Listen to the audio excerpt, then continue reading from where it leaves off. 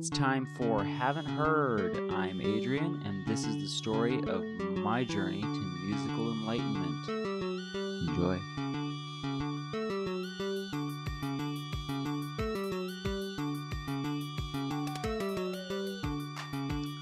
All right, so we're talking today about Harry Belafonte's Calypso. We've already talked about this today for about 45 full minutes. Yeah. So we're going to do it again. Yeah. And this time, we're going to go out of our way to not delete everything that's been done. Irreversibly. Yeah.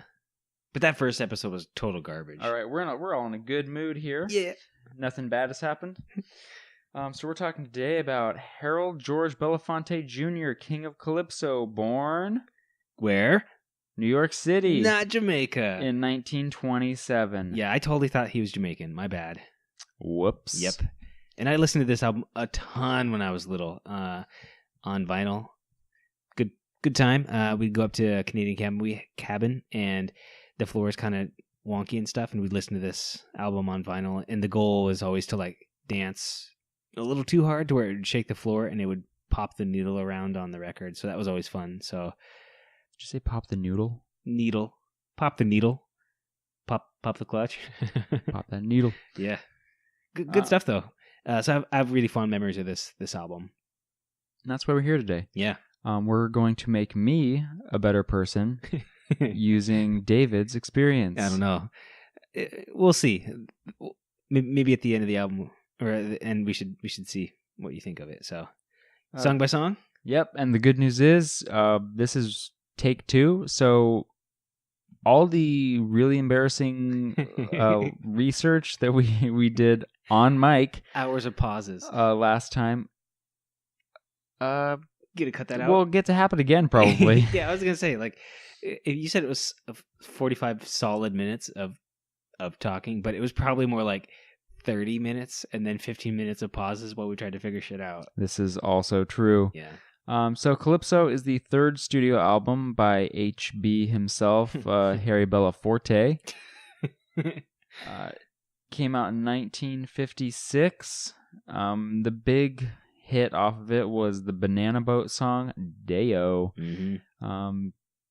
Getting a lot of white people listening to what otherwise might have been a traditionally, more black style of music at this time period. Maybe he was like the Bob Marley, as Bob Marley is to reggae, Harry Belafonte was to Calypso for white people. Without white people thinking it's okay to have dreads. Yeah. Yeah. Oh, yeah. Seriously, Harry Belafonte did not have dreads. He was a handsome guy. I bet you in his era he was like kind of like the Jonathan Taylor Thomas. He was slaying it. Slaying what? Whatever do you mean? So he was slaying charts. Calypso was the first LP album to sell over 1 million copies. There were some singles that had achieved over 1 million copies, but this was the first, full length to do so. So that's pretty good. That's special. Yeah, that's before the Beatles. I mean, yeah. So what we're trying to say is Harry Belafonte is better than the Beatles. Yeah. This wasn't. I didn't pick up on this earlier, but according to my solid inside source, Wikipedia, the album became. It was a chart topper for 31 consecutive weeks. So I kind of wonder about this kind of stuff a lot. Like speaking to the Beatles, do you think there are more bands per capita now than there were in this era? Absolutely. Okay, so we are recording with 2 mics in a living room onto a computer. Okay. Anyone and everyone is recording themselves right now. Fair enough. My point is that I think that, like, especially with the Beatles, do you think that the Beatles would be as popular if they released their stuff nowadays? So Harry Belafonte, do you think that he would be as popular if he were, 40 years younger, had released his stuff 40 years later? So instead of 1956, it was 1996. Going against like Garbage, the band, and like Courtney Love and shit in the 90s. I guess it kind of depends. It's like there's a time and a place for everything, and I think that maybe the time and place for Calypso was 1956. Was 1956. Oh man! So just a little bit of background on Calypso. It's Afro-Caribbean music originating, as far as I could tell, in Trinidad and Tobago, or Tobago, depending on which tomato you tomato. Around the early 19th century, and it was originally sung mostly in French Creole, and later, as English became a more dominant language, the lyrics moved towards English. Yeah. And Calypso, the album, is 100% in English, except for some of the made-up words. Yeah. So the first song, Deo... One Day Sail. Yeah, that always drove me nuts. It was adapted by the Bon Marché, not Macy's, which I had to learn about. And I just this by the way is the kind of figuring shit out that a second run doesn't put a listener We just through. Spared you literal seconds of dead airspace that couldn't be edited out. Well, we could figure this out. But Bon Marché, when they ran their one day sale only stuff and they used Deo, I kind of felt like, for as politically active as Harry Belafonte was, it kind of felt, I don't know, kind of cheap and not offensive, but it was a little bit annoying that it kind of relegated his music to a different, like, commercialist idea. As all great music is eventually used for. Like using Lord, Won't You Buy Me a Mercedes-Benz in a Mercedes-Benz commercial. The irony in that is that song was making fun of Mercedes-Benz. So, like, anyway, same thing. That fact was clearly lost. It was missed on those who purchased Mercedes-Benz. The Benz people. Yeah. I'd like to issue a formal apology to anyone who drives a Mercedes-Benz that we have offended. Or liked that song. Yeah, both. So Deo, Harry Belafonte came on the Muppets in 1978, and I had a lot of respect and love for Jim Henson's The Muppet Show, which in its own right was kind of groundbreaking. They were going to make puppets be a family show on primetime television, and the producers are like, "Are you insane?" to Jim Henson, and he's like, "Well, just watch me," and has made an empire out of it in some ways. What follows is us unsure of our facts for an extended period of time, so we'll skip forward just a little bit.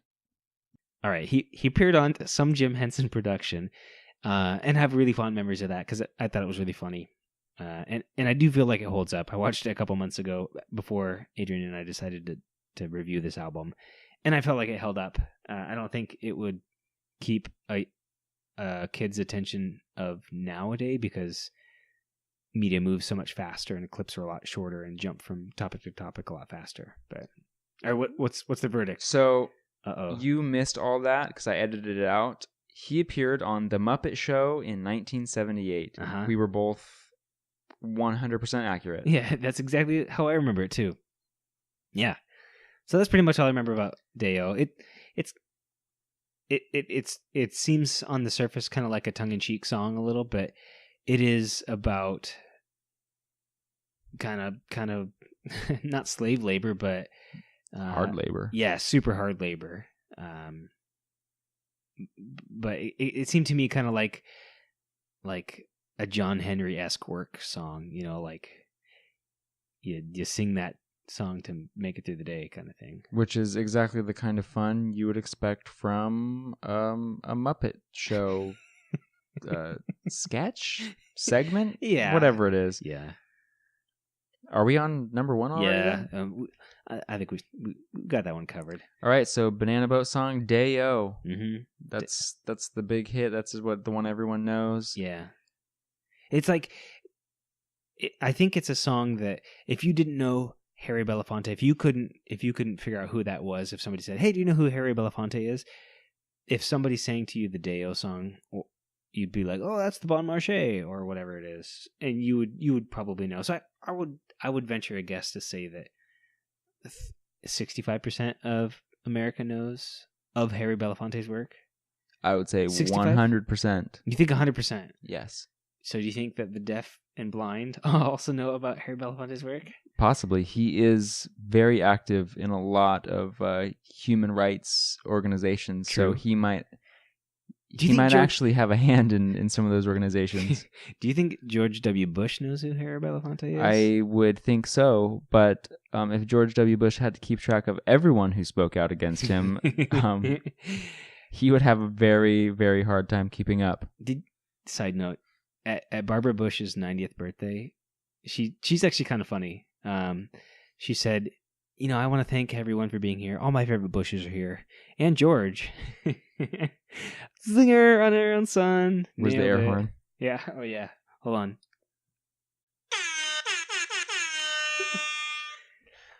I'm sure that was Barbara Bush's inner monologue as she dropped the mic after slaying her son. So I do adore her. This number one, 2? This one I kind of felt like the analogy I can think of is how Elvis Presley was to Hawaiian music, Harry Belafonte was to Calypso. So not an offensive appropriating other people's cultures for commercial success. Yes, in music. Yeah, kind of like not a native, but to that culture, but still, people kind of can recognize an era of their musical career for that. I mean, Harry Belafonte. Yeah, I mean, he did modify the Calypso sound to be more palatable to America. Yeah. So you could think like any type of cuisine in America versus that same cuisine in its homeland. like borscht, if you're going to eat borscht in America, unless it's made by a Russian. I'm glad we didn't return to the American Chinese food analogy. Okay, all right. Let's get into that. That would have been a lot more accessible. Because I thought that was too easy. So Chinese food in China, in my brief experience there, like sweet and sour, not the same thing. And most of the stuff that we had that had meat in it actually had bones in it. So you chew on it. It's like a bite-sized piece that has a bone in it. So you chew on it, get all the meat off, and then you spit the bone out, either on the table or the floor. And that's like culturally acceptable. And that's fine, and I'm not saying that that's wrong, but that is pretty much a lost analogy. That would be like shit. The Hawaiian music done by a native Hawaiian compared like Butter is, the guy who does the Over the Rainbow song, that super big Hawaiian guy. He's like 700 pounds before he passed away. I know you know who I'm talking about. I know what you're talking about. Let me dig back out of somewhere over the rainbow. Yeah. Anyways, classic. He's an authentic like native Hawaiian by blood. So for him doing Hawaiian music versus Elvis, who, in case people are confused about, is white as fuck. yeah, and became fat later in his career before he. So he was channeling that Hawaiian spirit, I guess. Maybe, yeah. I think that's a nice way to say it. Anyways, so I do adore her. Yeah, that's the feeling I get of this song. It's kind of like a 1950s love song from what I remember. Yeah. Great stuff. Let's go numero tres. Jamaican Farewell. What did you think of Jamaican Farewell? Is it Jamaica Farewell or Jamaican Farewell? I think that N is non-existent, but I throw it in there. I mean, I'm looking at it right now. It says Jamaica Farewell. Okay, because my notes are apparently garbage, so I've missed lots of important details. Oh no. So I didn't really remember this song. So yeah. Even after listening to it a couple times, I still don't remember what it is. Yeah. I learned the song on the ukulele, and it's a good duet song. The chorus is, I'm sad to say I'm on my way, won't be back for many a day. My heart is down, my head is spinning around, I have to leave my little girl in Kingston Town. So kind of another lovesick song of that era. Right. It's about the time he traveled 91 miles south from Kingston, New York to New York City. Yeah. He had to leave her in the cold winter, as heard by the very authentic northern New York Calypso beats, native to that region. So, do you think then this is kind of a kind of like maybe a slave type song, like someone being taken away from their home, or is it more of a leaving of your own free will? Well, if I looked at the lyrics, which I so easily could do, I could probably interpret them a little bit, but it could be either way. I think this is the part of the album where Harry Belafonte's political involvement and his deeper allegory starts to kind of come through a little bit. From what I remember when I was younger, I just listened to the songs on a very superficial level, listening to it on a vinyl and a record in a Canadian cabin out in the wilderness. But as I got older and kind of learned a little bit more about Harry Belafonte's political career too, I think that there's a depth that held more meaning to a lot of his songs than at first glance. And it's definitely one of the first ones that I kind of think like, oh man, the harmonies on this album are definitely one thing that kind of draw me back to it. I wouldn't say that like Simon and Garfunkel are influenced by this, but I kind of feel like if you extrapolated out Harry Belafonte's harmonies, by the time you got to Simon and Garfunkel's, you could probably draw a line back to an influence point. Sure. Yeah. We'll make a note that Simon and Garfunkel is another... You heard it first. another artist I need to check out for this project. Shit, really? Oh, dude, I'm into... Okay. That's why later. We're here. Okay. All right, so Wait, you're saying you haven't heard... you haven't heard that? I haven't heard that, just like I haven't seen whatever we're going to be watching later today. Number 4.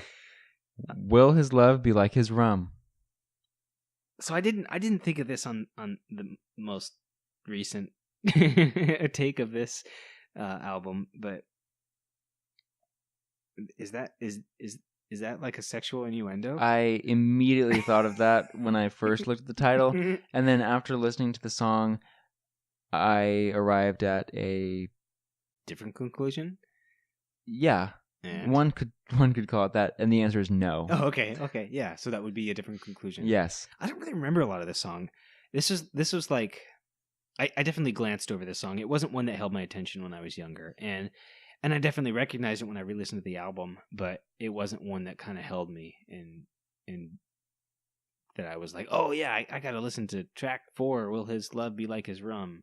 Because as his 6-year-old, none of that made sense to me. Right. All you know is that love and rum are two things that exist. I don't even know if I knew what rum was when I was 6 years old. I think... You poor child. Yeah. Yeah. It wasn't like used as a teething device. Right. Number 5, yeah. Dolly Dawn, which is not what my notes say. DAWN, not Dolly Down. Which now sounds just like a terrible song title. Yeah. All right. So what about Dolly? Is this the one that starts with like almost like catcalling? Yes. Oh, yeah, I think that's one. Okay. So that was probably appropriate in 1956. Is that catcalling in 1956? It feels like it's catcalling. Okay, I would give seriously all $30 I have in my pocket to be able to go back in time for one weekend and just be like, is this how you catcall girls? Could you imagine that? It would take a weekend to find that information out. Yeah, it would. I mean, because first you got to go to a construction site. Yeah, in Kingston, New York. and then go to New York. Yeah, definitely, right? My big takeaway for this song is a whistle solo. It's super hard to whistle in tune. My brother and I tried it for a while. We were like, oh, let's let's not sing, let's whistle. Let's just whistle everywhere we go. And then we're like, oh, let's try harmonies and whistling. And it's really hard to match pitches. And how would you describe the act of whistling? Okay. I would describe it in a very platonic way of blowing through my lips and making some noise. Right? How would you? Okay. How about this? How would you describe whistling? Number 6, Starro. Okay, the so I have beef with this. laziest song I have ever heard. Okay, so why would it be lazy then? Because if you don't remember, 5 songs ago, we listened to a song called Deo. Okay, I'm seeing some similarities. This song's called Starro. Maybe it's similar in theme. No, maybe it's exactly the same song with slightly different lyrics. Wait, would it be the exact same length too? No, this would be 60 seconds shorter because the lack of inspiration ran dry. Yeah.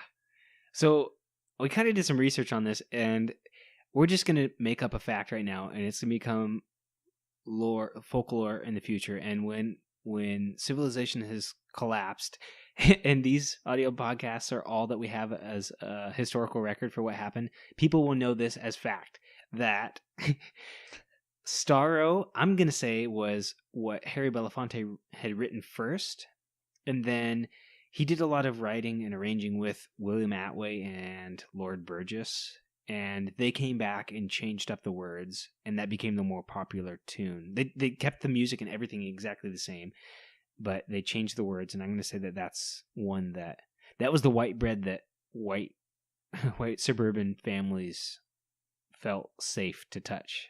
Because there's a line in Starro that says, "Woman sweet, she take your money," which is like before Jamie Foxx was talking about being a gold digger.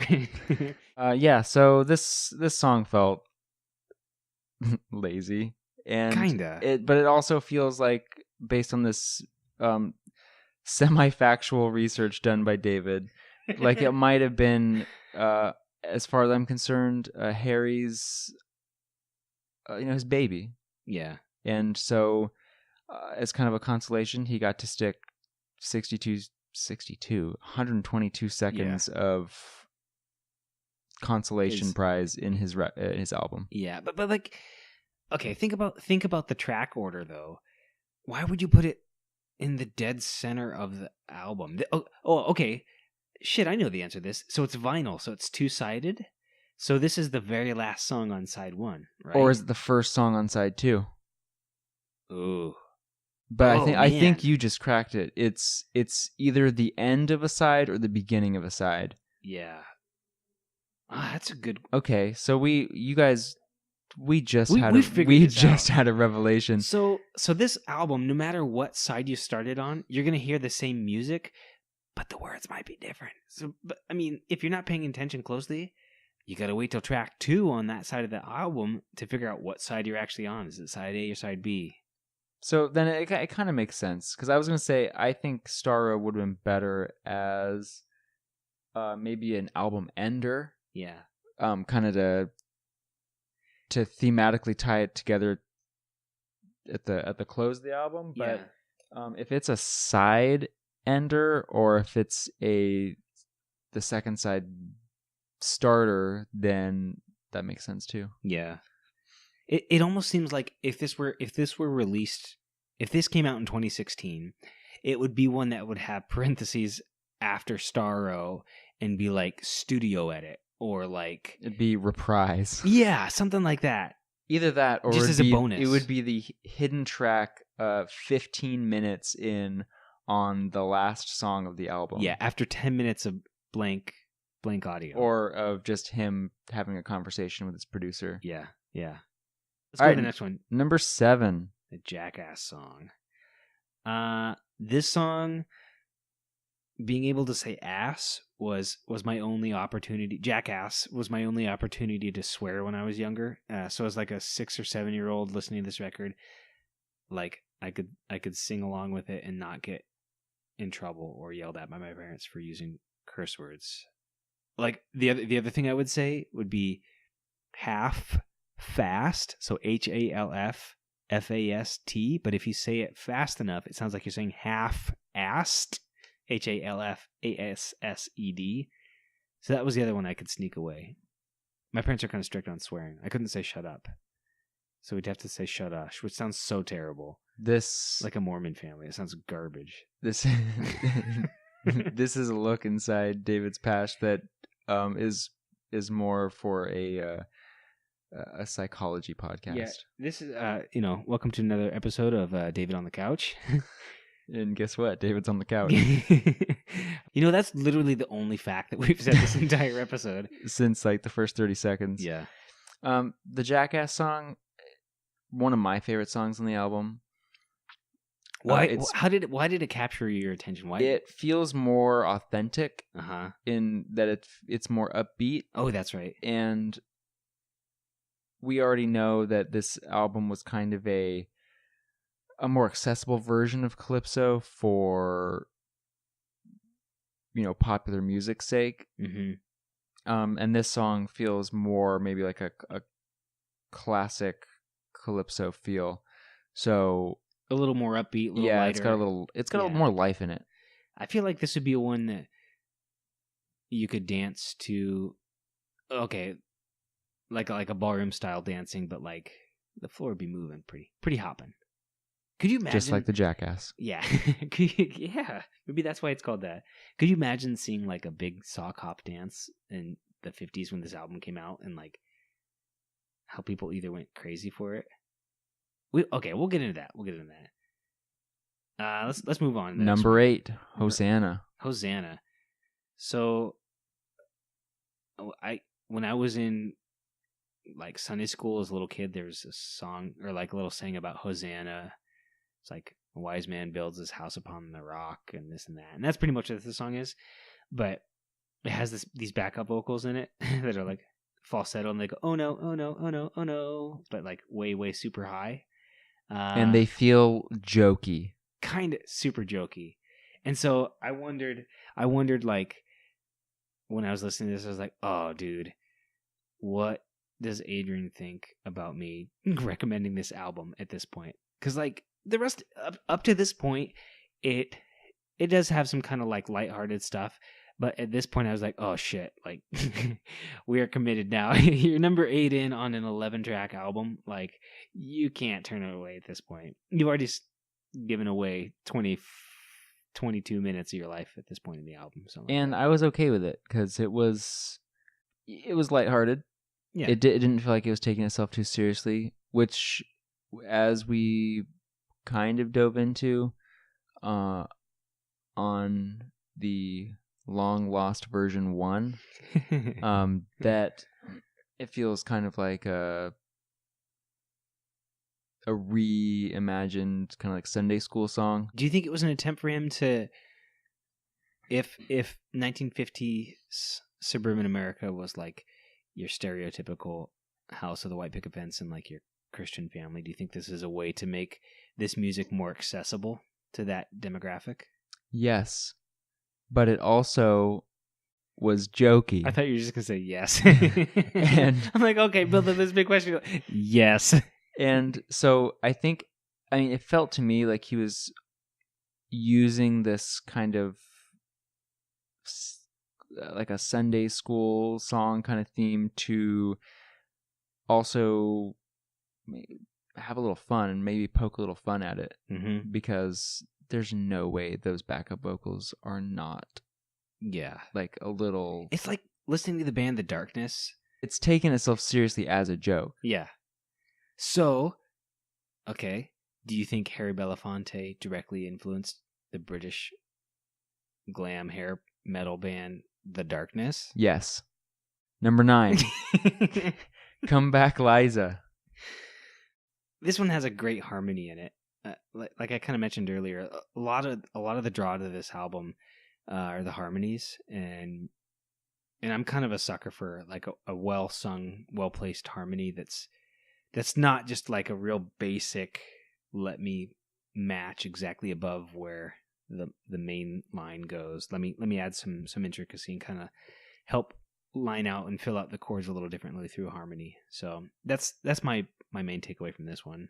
And that also brings me to my point, which is I think the strongest part of this album are the harmonies. I think it's constant harmonizing through the entire album.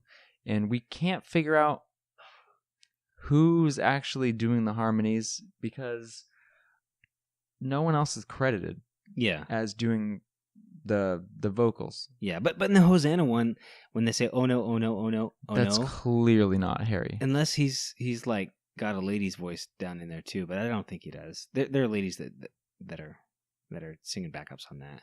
So there's got to be someone doing the backups. But could Harry Belafonte have been the first Freddie Mercury? Are we seriously uncovering right now that Harry Belafonte's Calypso is a direct influence for Queen? Yes. Okay, so then would you say that there is a direct influence from this 1956 album to all British pop metal bands? Yes. Number 10. Brown Skin Girl. This one felt, when I first started listening to it, I was thinking I'm listening to something that might be a little racist. Yeah. But as I got into it, it kind of pokes fun at Americans and kind of how Americans view the brown skin girl as just kind of a baby machine. And so it feels kind of like it's an indictment, you guys. Yeah. I just Googled brown skin girl lyrics, and the lyrics that came up are definitely not the Harry Belafonte lyrics. And they are, they're a little more risque. A little less progressive. Yeah, I'll say. Here we go. So, I agree. It's a lovesick song. The chorus is brown skin girl, stay home and mind baby. Brown skin girl, stay home and mind baby. I'm going away in a sailing boat, and if I don't come back, stay home and mind baby. One of the choruses, now the Americans made an invasion. We thought it was to help. We thought it was a help to the island until they left from here on vacation. They left the native boy home to mind their children. So it is about imperialist conquerors and the white devil. So few words, but and it's accurate. Yeah, but once again, I wonder if this is something that, like, on the surface, it connected with suburban homes and families in the 1950s, where saying brown skin girl was possibly common. Yeah, exactly. And Harry Belafonte was super involved in civil rights. He was pretty close with Martin Luther King Jr. Actually, not so close with George W. Bush. He was he spoke out a lot about the second Bush administration. But yeah, he was really involved a lot in civil rights movements and stuff. So I think that this is I don't know why it had to be the second to the last song. Maybe it was like a way to sneak it in. Like I did. I already invested so much of my time at this point in this album. I might as well finish it. Yeah. At this point, you're like 5 minutes to the end. So you're at 27 minutes in. You're like, well, screw it. I'm not going to go move the needle and skip this song or whatever. Yeah. I actually like the song. Yeah. No, I do too. I really do too. I covered it in a band of all white guys. it did kind of feel a little awkward to sing it, but I think having kind of learned the deeper significance of the lyrics, it took away a little bit of my white guilt. Of which there's plenty. Oh man, tell me about it. Number 11, the album closer. Yeah. Man Smart, Woman Smarter, in parentheses.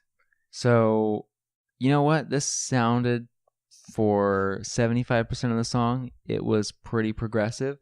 It kind of seemed against that patriarchal thinking that men know best, men know everything. Like women should be able to be the forward ones in a relationship and ask a boy to dance. or go on a date or We're come back to their staying place. away from the dance analogies this time, though. Oh yeah, no. But see, you meet a girl at you meet a girl at a pretty dance, thinking you wouldn't stand a chance. Take her home, and she's thinking alone. You open the door, and you find her husband. So she knows what's going on. So it's all good and all fancy until guess what? The last verse. Yep. When guess what? Women are manipulative and terrible people. And so here's the last verse. I was treating a girl independently. She was making a baby for me. When the baby was born and I went to see, eyes was blue. It was not by me. And whose show would you say that he should have been on? Not Jenny Jones. Not Ricky Lake. Not Montel Williams. Oh man, not Jerry Springer. I can keep going. No, I can't. What did you call him? Mari. Murray. So Mari's going to tell you who's not the dad. No, okay, seriously, how do you pronounce it? Maury. Maury. Yeah, just like it's spelled. Maury. I know, but it sounds like it should be M-O-R. M-A-R-I. Yeah, that's how I said it all along, right? Maury. Yeah. All right, let's check the tape. Yeah, fair enough. So on second review, the call is no good. It's still busted. It is funny that this is snuck in right after a pretty political song. This one's very tongue in cheek, and I don't know if it's a way to like just redeem yourself or if it's just like a total I don't give a shit. I'm gonna put on whatever I want. You've listened to 29 minutes of my music. You're gonna listen to 3 minutes and 43 seconds more. Well, I don't know what was going on in his life, but he was divorced from his first wife in the year after this album was released. So I don't know what was going on at home. I'm going to say, okay, all right. Just like we've broken to you so many things that have been never uncovered before about Harry Belafonte and the Calypso album, I'm going to say that after this song was released, he had a total influx of lady interest. Would that be fair to say? Would you say a lot of women's undergarments flung at him during live performances? You gotta wonder, like in 1956, when did the Beatles first come out? It's that rock star mentality. I think so, like where people seriously go through hysterics and they can't control themselves. What are your overall impressions of the album? It was okay. Now, I think okay is not a decent qualifier. We're gonna have to give this on a 1 to 10 scale of something. It's musically relevant. Okay. But would I listen to it of my own free will? No. Yeah. If it was on and I happened upon it, yeah, I'd give it if a song was playing or if the album was playing, I'd be like, you know what? Don't change the station, guys. I like this is cool. So let me unpack this a little more. You're having a house party on which your phone is on shuffle, but it's only by shuffle on albums, and party's bumping, the booze is flowing, everybody's having a good time, people are dancing. All of a sudden, Calypso comes on. What do you do? Change it. Oh, bro. Okay, you're at somebody else's house. It's a house party, it's bumping, the music's flowing, people are having a good time, people are dancing a little bit. You're catching up with people you haven't seen in like 13 years, 14 years. Calypso comes on, it's somebody else's phone, and it's the whole album, and you have to listen to the whole album. Do you go outside and get some fresh air for a while for 31 minutes and 23 seconds, or do you just be like, whatever, this was a chapter of my life where I talked about it for 45 minutes once. Twice. And then talked about it for 45 minutes again? Yeah, what do you do? Do you listen to it? You don't touch other people's phones. Okay. Well, and maybe you don't go outside. Maybe by the time you're 40, it won't even be on a phone anymore. It's just going to be like streamed from somebody's consciousness. Yeah, and I'll just shut my consciousness down. Yeah, okay. Fair enough. Would you, here's one. Would you introduce this album to somebody who hasn't heard it before? Like yes, I Angela. would. I would introduce this to someone who hadn't heard it before. Under what context? You should listen to this. And if it takes convincing, okay, here, let's play it out. You say you should listen to this. I say, why should I listen to this? What's so important about it? Because it seems like something you should listen to. So it seems that's a judgment on me. That's a value judgment on you. Don't know me. You're trying to tell me that I need some culture in my life. It seems like something that'd be valuable to have heard, just so you can join the conversation. When people are like, "Oh, hey, I like that Deo song." And you'd be like, "Oh, I Starro?" bought a bunch of really cool stuff at Bon Marché because of that song. You can be like, you know what? There's 10 other songs that were attached to that that are equally Sorry, as hold good. on. I got to stop you there. There were 9.5 other songs. That is true. There's Deo V2 parentheses Starro. Yeah. That's / reprise. There you go. Which you have to say verbatim every time you talk about this album. But this album to me is like that show that you never think about watching, but anytime it's on, you're like, you know what? I really enjoy watching the show, but you never think to actively put it on to watch. Okay, I have a food analogy, and it's not the one you're thinking of. Would this be like candy corn or cotton candy, where it's like, I understand that it tastes good, but I only need it once a year, and then I'm good for another 364 days. And it has no nutritional value to me, but I still do enjoy it on some level. You had a wonderful pretzel analogy that you wasted on erased disk space. Okay. Pretzels. It's more like pretzels, where you never think about buying them at the grocery store, but then when you go to somebody else's house or the break room at work or a bar that serves pretzels, you're like, oh, dude, pretzels. I got to get some of those. And they always taste good because you didn't have to buy them. Is it like that? It's exactly like that. That was the worst phrased question ever. There's no worse yes or no question I've ever been asked. Okay, challenge accepted. Would you continue to tell people they should listen to this album as you told me? Yeah, I really would. And I don't know whether it's like misplaced nostalgia that I'm trying to project upon other folks, because I definitely listen to this album and have great recollections. I listen to it at least once every year when we go up to the Canadian cabin. What makes this Canadian cabin so much different from any other cabin? Well, it's in Canada, and it was built around the same time that this album was released, and it has a vinyl record player in it, and it just has, I don't know. It's just the place that I associate with this album, because that's where I would listen to it most, if that makes sense. But yeah, I definitely would recommend this to somebody else to listen to, if anything, but just as a cultural representation of an era. Kind of how, during Vietnam, there was an era of anti-war protest songs that people can't stand nowadays, but they still represent an era of music and music development. I wouldn't know about any of this. Maybe that's in a later. That's a future episode. Yeah. I'd say I'd recommend it, but there's kind of like, it has to be set up and framed correctly. I don't think you could just go and just turn it on one evening. Somebody who wasn't primed for it would be like, what the hell are you putting on? This isn't something that like you would look at me and say, oh, David really likes Calypso by Harry Belafonte. Or did you? Okay, Adrian, when I recommended this to you and you listened to the whole thing through, were you like, really, David listens to this? I wasn't surprised. Okay. But let's unpack that one. I know, but I know you. Okay. And I know you have a broad musical taste.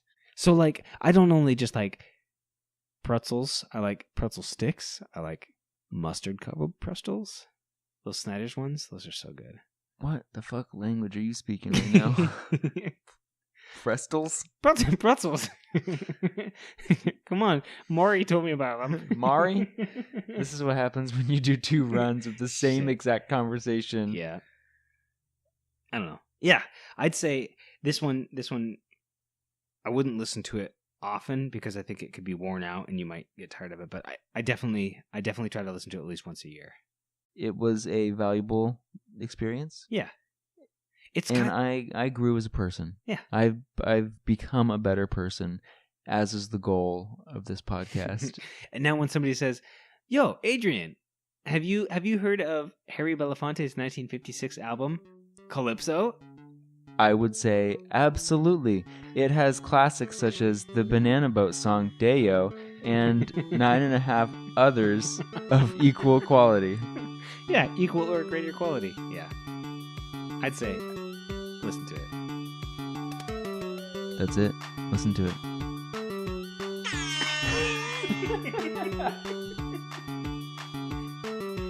That's all I got.